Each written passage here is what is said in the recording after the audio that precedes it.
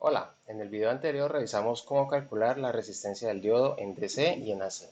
En este video revisaremos el análisis por recta de carga del diodo en un circuito básico. Empecemos con la configuración circuital más sencilla para el diodo, en la cual tenemos una fuente DC y una resistencia.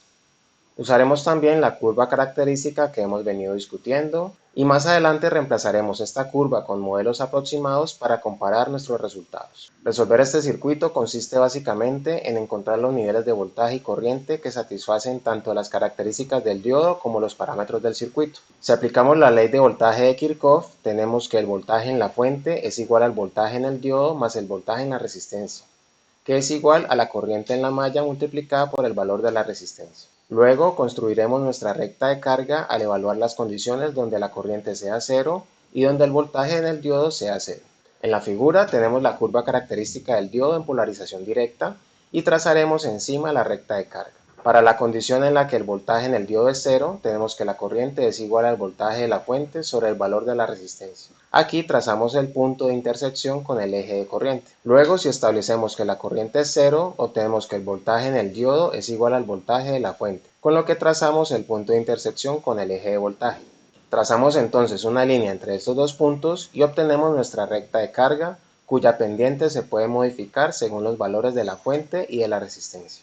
Por último, la intersección de las dos curvas definirán la solución de nuestro circuito, encontrando entonces los niveles de corriente y voltaje para todos los componentes del circuito. Para el diodo en particular, vamos a referirnos al voltaje y corriente en el punto Q de operación como V de Q e I de Q respectivamente, que obtenemos al trazar una línea horizontal y otra vertical desde el punto hacia los ejes.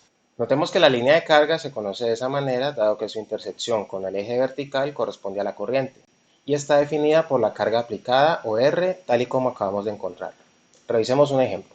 Empecemos por trazar la recta de carga y determinar el punto Q de operación. Según nuestra ecuación tenemos que cuando el voltaje en el diodo sea igual a 0 voltios, la corriente en esta malla y por tanto en el diodo va a ser igual al voltaje de la fuente sobre el valor de la resistencia.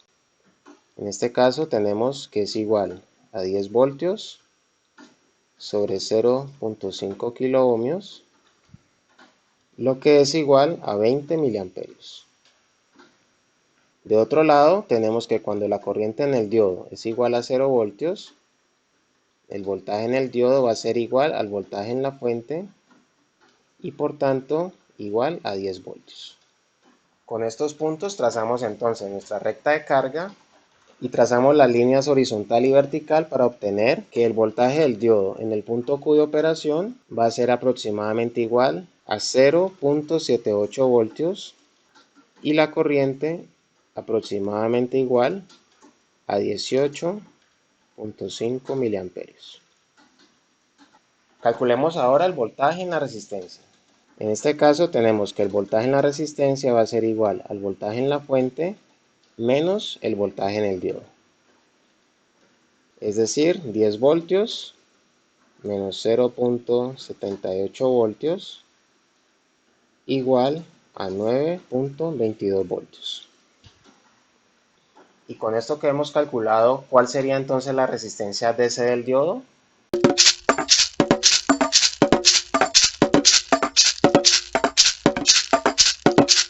Para este caso, vamos a obtener que la resistencia en el diodo va a ser igual al voltaje del diodo en el punto Q de operación dividido la corriente en el diodo en el punto Q que habíamos calculado anteriormente y que nos va a dar igual a 42.16 ohmios. Notemos también que la solución del circuito podría ser obtenida mediante la solución matemática de las expresiones de corriente que tenemos, una proveniente de la ley de voltaje de Kirchhoff y la otra correspondiente a la ecuación del diodo que discutimos en el segundo módulo. Esto lo retomaremos más adelante.